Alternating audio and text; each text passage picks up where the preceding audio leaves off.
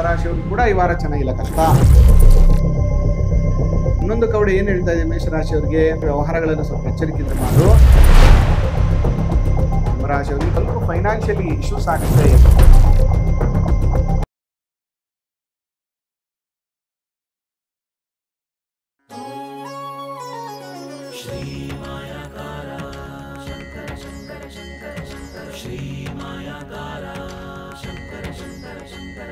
ಶ್ರೀ ಗುರುಭ್ಯೋ ನಮಃ. ಮಾಯಕಾರ ಪ್ರಭುವೇ ನಮಃ. ಗಣೇಶ ದೇವಿ ವಾಗ್ದೇವಿ ಮಮ ವಾಕ್ಯ ಸಿದ್ಧಿ ಕುರು ಕುರು ಸ್ವಹ. ಓಂ ನಮೋ ಭಗವತಿ ಚಾಮುಂಡೇಶ್ವರಿ ಮಲಯಾಳ ಸ್ವರೂಪಿಣಿ ಸರ್ವಸಿದ್ಧಿಕಾರಿಣಿ ಸತ್ಯಂ ಬ್ರೂಹಿ ಸ್ವಹ. ಆರಾಧ್ಯ ದೇವನಾಗಿರುವಂತಹ ಮಲೆಮಾದೇಶ್ವರರನ್ನ ಮನದಲ್ಲಿ ನೆನೆಯುತ್ತಾ ವಿದ್ಯಾ ಗುರುಗಳ ತಂದೆ ತಾಯಿಯ ಪಾದಾರವಿಂದಗಳಿಗೆ ನಮಸ್ಕಾರವನ್ನು ಮಾಡ್ತಾ ಜಗದ್ಗುರು ಪಂಚಾಚಾರ್ಯರನ್ನ ಬಸವಾದಿ ಶರಣರನ್ನ ಮನದಲ್ಲಿ ನೆನೆಯುತ್ತಾ ನನ್ನೆಲ್ಲ ಪ್ರೀತಿಯ ಯೂಟ್ಯೂಬ್ ವಾಹಿನಿ ವೀಕ್ಷಕ ಬಂಧುಗಳ ಅಂತರಾತ್ಮಗಳಿಗೆ ನಿಮ್ಮ ಮುಗುರು ಮಧು ದೀಕ್ಷಿತ್ ಮಾಡುವಂತಹ ಪರಿಪೂರ್ಣವಾದಂಥ ನಮಸ್ಕಾರಗಳು. ಹೇಗಿದ್ರಿ? ಎಲ್ಲರೂ ಚೆನ್ನಾಗಿದ್ರಿ ಅಂತ ನಾನು ಕೂಡ ಭಾವಿಸ್ತೇನೆ. ಇನ್ನೂ ಕೂಡ ಯಾರೆಲ್ಲ ನಮ್ಮ ಚಾನಲ್ನ ಸಬ್ಸ್ಕ್ರೈಬ್ ಆಗಿಲ್ಲ, ಬೇಗ ಸಬ್ಸ್ಕ್ರೈಬ್ ಆಗಿ ಫಾಲೋ ಮಾಡಿ ಮತ್ತು ಸಪೋರ್ಟ್ ಮಾಡಿ ಮತ್ತು ಹೆಚ್ಚಿನ ಮಾಹಿತಿಗಾಗಿ ನಮ್ಮ ಚಾನಲ್ನ ನೋಡಿ ಅಂತ ಹೇಳ್ತಾ, ಆದರೆ ಈ ವಾರ ಭವಿಷ್ಯದಲ್ಲಿ ಹೈಲೈಟ್ಸನ್ನು ನಾವು ನೋಡೋದಾದರೆ ಆಲ್ಮೋಸ್ಟು ಈ ವಾರ ನಾವು 20ನೇ ತಾರೀಕಿಂದ ಜುಲೈ 26ನೇ ತಾರೀಕುವರೆಗೂ ಕೂಡ ಈ ವಾರದ ಭವಿಷ್ಯವನ್ನು ನಾವು ನೋಡ್ತಾ ಇರುವಂಥದ್ದು. ಹಾಗಾದರೆ ಈ ವಾರದಲ್ಲಿ ಏನೆಲ್ಲ ಇದೆ? ವಿಶ್ವಾವಸು ಸಂವತ್ಸರ 1947ನೇ ಶಕೆ, ದಕ್ಷಿಣಾಯನ ಗ್ರೀಷ್ಮ ಋತು, ಆಷಾಢ ಮಾಸದ ಕೃಷ್ಣ ಪಕ್ಷ ಮತ್ತು ಶುಕ್ಲ ಪಕ್ಷ ಎರಡೂ ಕೂಡ ಬರ್ತಾ ಇರುವಂಥದ್ದು. ಇನ್ನು 21ನೇ ತಾರೀಕು ಸರ್ವತ್ರ ಏಕಾದಶಿ ಇರುವಂಥದ್ದು, 22ನೇ ತಾರೀಕು ಪ್ರದೋಷ ಪೂಜೆ, 23ನೇ ತಾರೀಕು ಮಾಸ ಶಿವರಾತ್ರಿ, 24ನೇ ತಾರೀಕು ಜ್ಯೋತಿರ್ಭೀಮೇಶ್ವರ ವ್ರತ ಮತ್ತು ಶ್ರಾವಣ ಮಾಸದ ಪೂಜಾ ಆರಂಭ ಆಗುವಂಥ ಒಂದು ಸಮಯ. ಇನ್ನು 25ನೇ ತಾರೀಕಿಂದ ಶ್ರಾವಣ ಮಾಸದ ಪೂಜಾ ಅನುಷ್ಠಾನಗಳು ಪ್ರಾರಂಭವಾಗ್ತದೆ. ಇನ್ನು 26ನೇ ತಾರೀಕು ಮೊದಲನೇ ಶ್ರಾವಣ ಶನಿವಾರ. ಇದಿಷ್ಟು ಕೂಡ ಈ ಮಾಸದಲ್ಲಿ ಮತ್ತು ಈ ವಾರದಲ್ಲಿ ಬರುವಂತಹ ಹೈಲೈಟ್ಸು. ಇನ್ನು ಮೇಷರಾಶಿಯವರಿಗೆ ಮೊದಲನೇದಾಗಿ ಹೇಗಿದೆ ಈ ವಾರದ ಫಲ ಅಂತ ನೋಡೋದಾದರೆ,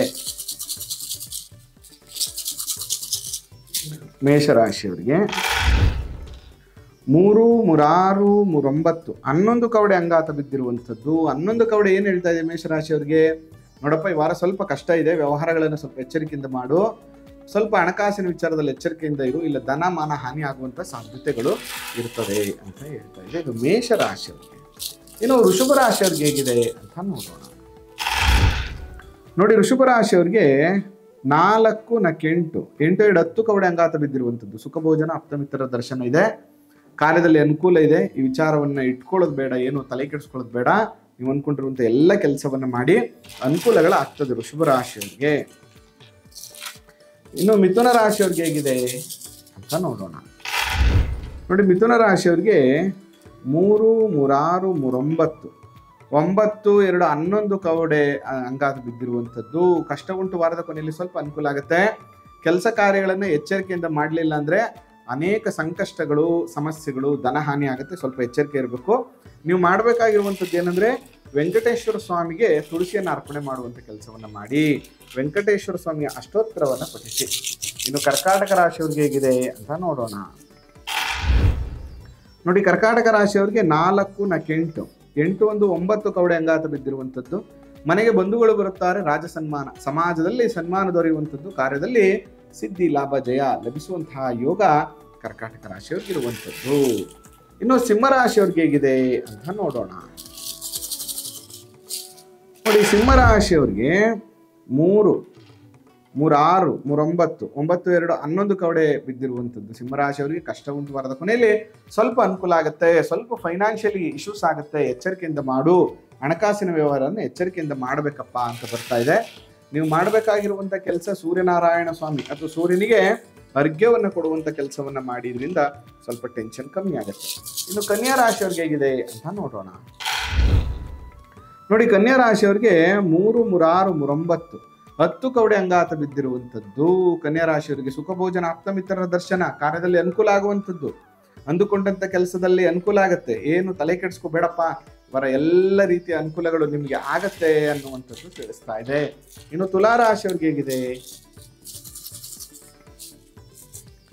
ನೋಡಿ, ತುಲಾ ರಾಶಿಯವ್ರಿಗೆ 3, 3, 6, 3, 9, 2, 11 ಕವಡೆ ಅಂಗಾತ ಬಿದ್ದಿರುವಂಥದ್ದು.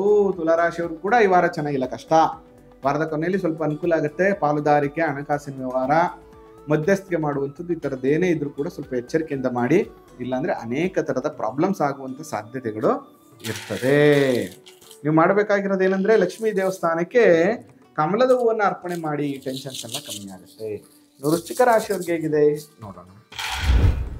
ನೋಡಿ, ವೃಶ್ಚಿಕ ರಾಶಿಯವ್ರಿಗೆ 4, 8, 8, 12, 12, 14 ಕವಡೆ ಅಂಗಾತ ಬಿದ್ದಿರುವಂಥದ್ದು. ವೃಶ್ಚಿಕ ರಾಶಿಯವ್ರಿಗೆ ಧನಲಾಭ, ಆಭರಣ ಲಾಭ ಯೋಗ ಇದೆ.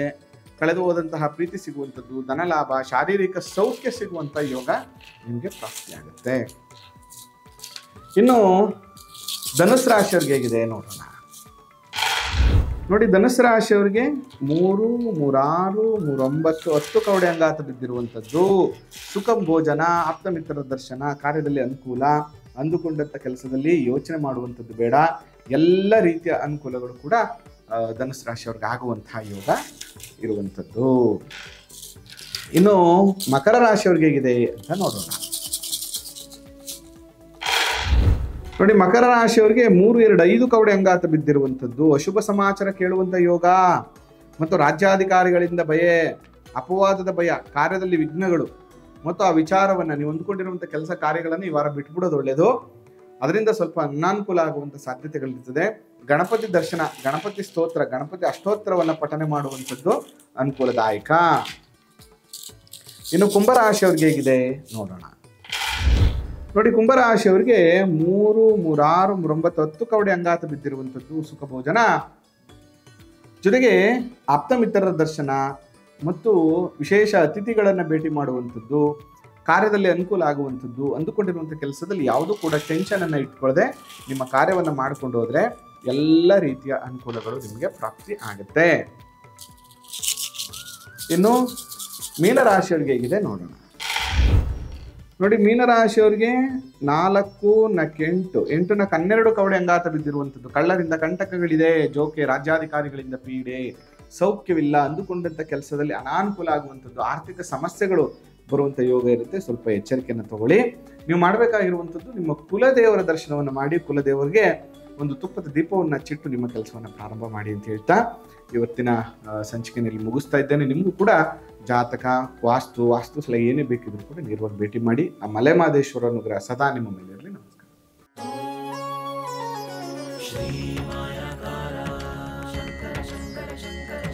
ಶ್ರೀ